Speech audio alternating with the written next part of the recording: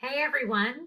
Now that we are wrapping up or finishing session one, it's time to jump right into session two.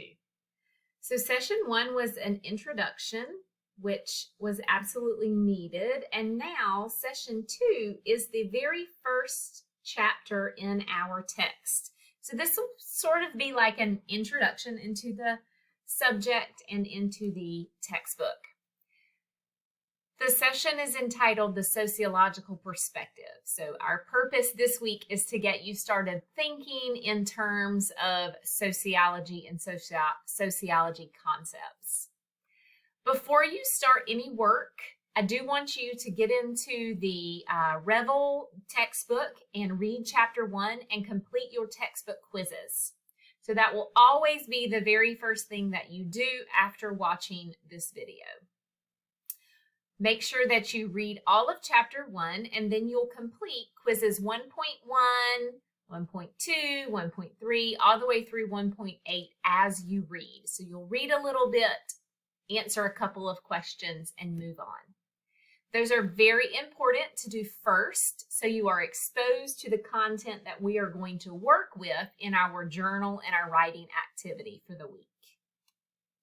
So the first item that we will do after we complete our textbook reading and quiz is our journal entitled Sociological Theories. When we go into the journal, you will see that there is a link to Crash Course Sociology number 2. And yes, I am aware I have already asked you to watch that one time, but I'm going to ask you to watch it again. And this time, you're going to rewatch looking for these 5 terms: macro, micro, structural functionalism, conflict theory, and symbolic interactionism.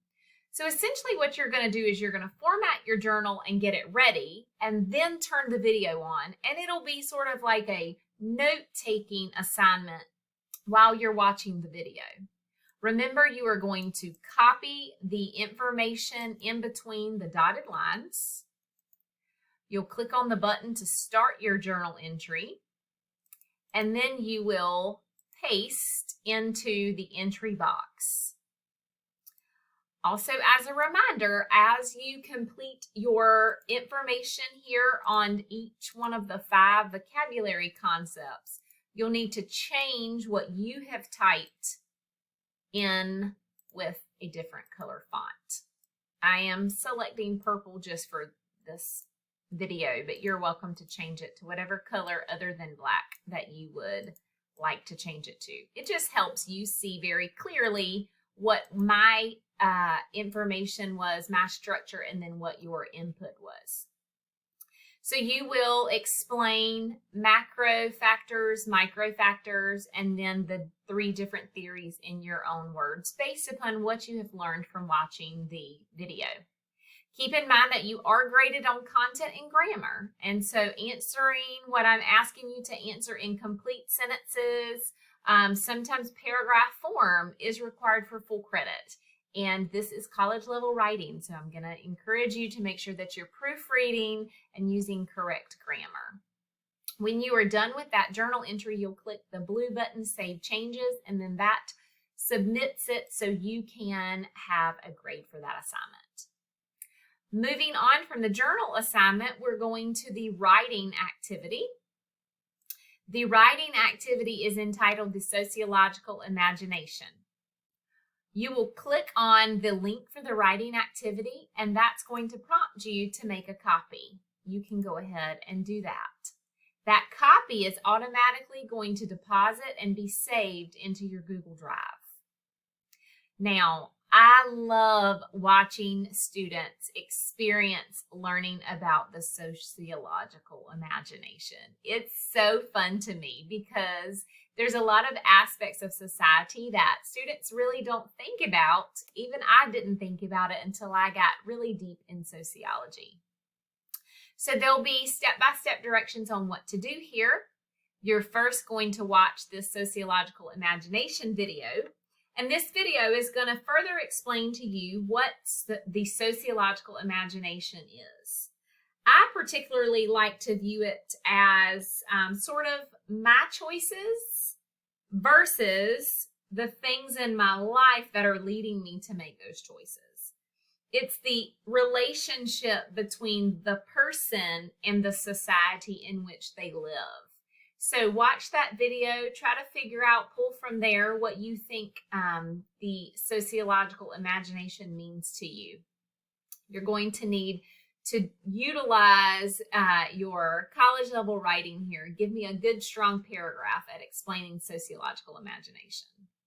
And then further in that video, it does walk you through looking at the concept of obesity, and it walks you through different things between choices an individual makes and the society in which they live that can lead to obesity.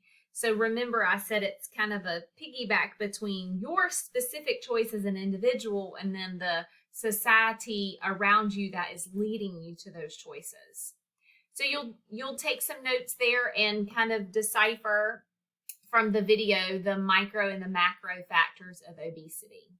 From there, you will explore some sort of social issue or social problem, and you are going to talk about the micro and macro factors that affect that social problem. And then you're going to try to think about some micro and macro factors or ideas that could help that same social problem.